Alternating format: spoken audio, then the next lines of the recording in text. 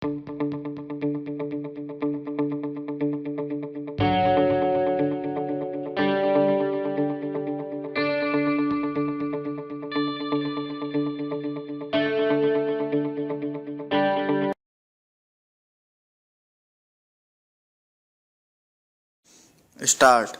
Unemployment is mounting up, and we have not been able to generate enough employment opportunities to provide even for those people who are entering the labor market today, perhaps to the extent envisaged during the 10th plan.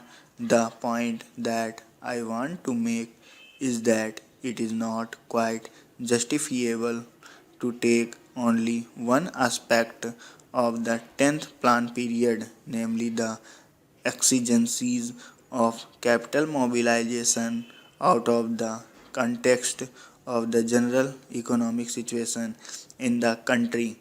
When we are therefore making this huge tax effort, we will have to apply our mind with equal seriousness, if not more, to see that the income generation in the community is as great as is envisaged, so that the savings and investments could be affected without disturbing unnecessarily the consumption pattern in the community.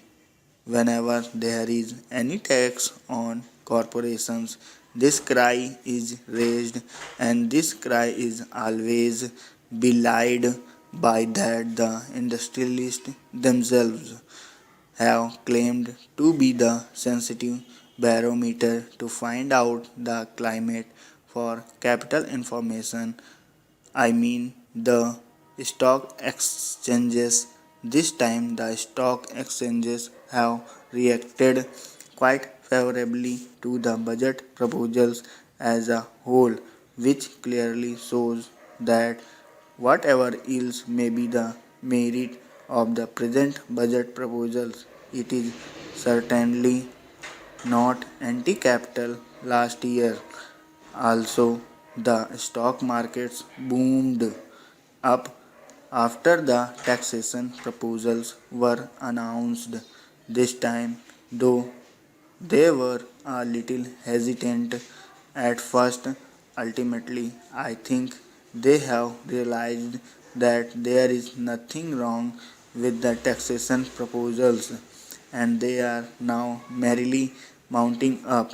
This is quite natural because there are so many benefits and advantages in our economy today that it is not difficult for the corporate sector to absorb a small rise of 5% in the corporation tax, which has been proposed by the Honorable Finance Minister.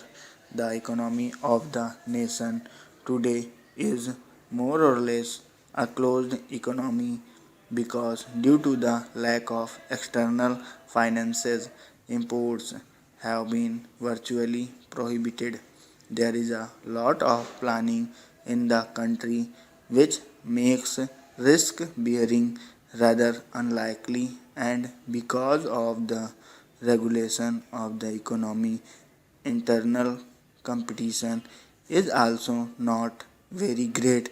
The risk bearing capacity, which is claimed by the industrialists, really for getting large profits and large yields on their investment, is almost non existent in our economy today. Our markets are expanding very fast, and the money generated is much more than the production of commodities, with the result that there are shortages in almost every commodity.